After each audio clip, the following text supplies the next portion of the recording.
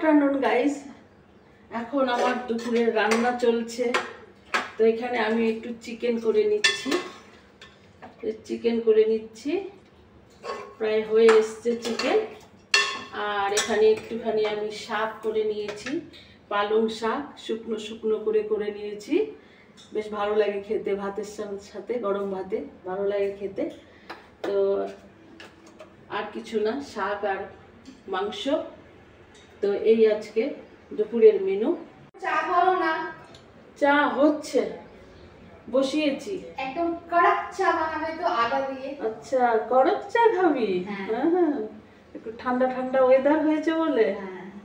আচ্ছা ঠিক আছে, আমি বসিয়ে দিয়েছি, এখনই হয়ে যাবে, ছেঁকে দিচ্ছি। ঠিক আছে, তাহলে আমি চললাম কাজে, তুমি নিয়ে আসো। ঠিক আছে, তুই যা। হ্যাঁ তুই যা, আমি নিয়ে আসবো। তো মেয়ের অর্ডার হয়েছে চা খাবে, তো একটু চা বসিয়ে দিয়েছি। আমি একটু কড়ক চা খাবে বলছে, তো আমি একটুখানি চা পাতি দুধ বেশি করে দিয়ে চা বসিয়েছি, হচ্ছে, ফুটছে। তো এই কাজকর্ম আমার চলছে। আজকে সোমবার, তো সোমবারেতে ছুটির যে একটা কি বলবো, একটা যে ভাইব থাকে সেটা চলে গেল। আবার সপ্তাহ শুরু, আবার কাজ করতে থাকো। তো এই আর চা হয়ে গেছে, এখানে ছেঁকে নিচ্ছি। ছাঁকনিটা একটু ছোট হয়েছে, পড়ে যায়। চাটা ছেঁকে নিয়ে আমিও খাবো, একটু একটু বেশি করেই করেছি। তো এই আর কি, একটু ঠান্ডা ঠান্ডা লাগছে, ঠান্ডা ঠান্ডা পড়েছে, তখন এরকম আবহাওয়াতে একটুখানি ভালো লাগে খেতে।